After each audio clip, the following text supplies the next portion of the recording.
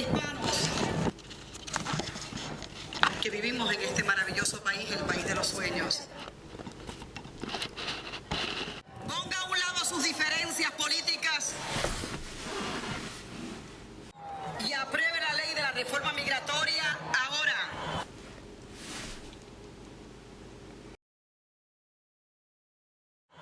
Time is...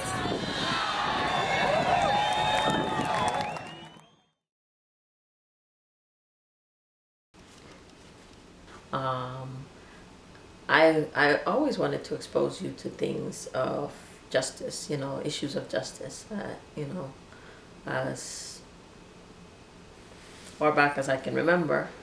I remember reading to you about civil rights and different issues, you know, in your bedtime stories.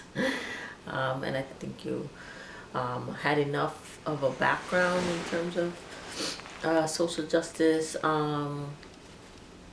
concerns and issues and the plight of, you know, people of different groups that it would hit close to home to you.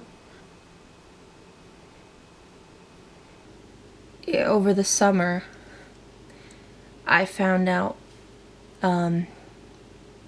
my very close friend, cousin, was undocumented, and that was around the same time that Donald Trump came out with his misconception. They're bringing drugs, they're bringing crime, they're rapists. Mexico pushes back people across the border that are criminals. I got to look at a bunch of studies here that say there's actually no correlation between illegal immigration and crime. There's not a lot of individual coming in are causing tremendous problems. The southern border is a disaster. And he'll stop illegal immigration by building a wall on our southern border that Mexico will pay for. Turns out that particular picture is from Morocco. The Trump campaign has responded, saying that it was intentional. Everything bad that the media portrays, that's what most people that don't know about the subject, that's what they buy into it. So it's our job, you know, people like yourself, like myself, to say, hey, listen, that's not who these people are. These people who come here, they come here to work, they come here to better themselves. They have good moral values, they have good work ethic. They represent what our country stands for. All right? It's just that we don't give them the opportunity to contribute. It's hard to affect change in an issue where most of the people that are fighting, most of the victims have to stay silent for their own safety.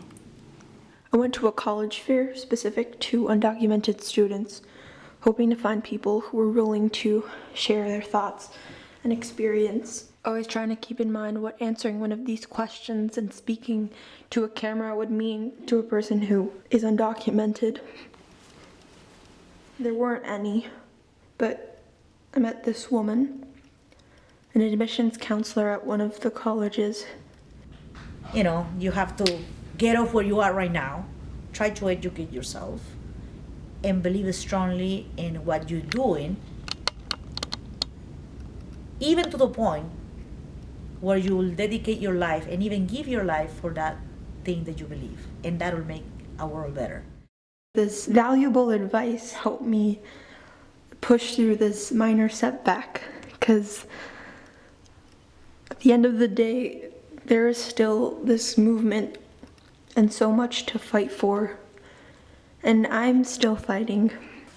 It did hurt hearing from undocumented students and Mexican students who I tried to interview that they didn't quite trust me with their stories. And I would ask myself, like, why do I fight for this so hard? Or like, why do I constantly battle what everyone else says about the issue and try to take a stance at such an early age? Am I actually an activist? We often think that the action of one person, the small action of one, does not change anything. It's a lie. It does. It creates a ripple effect on the world, and it does improve the world and makes it a better place. You just have to take one little step. And maybe you don't have to be taken seriously as an activist at a young age or at any age, but as long as you know what you're doing, you know that you're fighting for something, and you know that every decision you make is going to help realize that change. It's all worth it.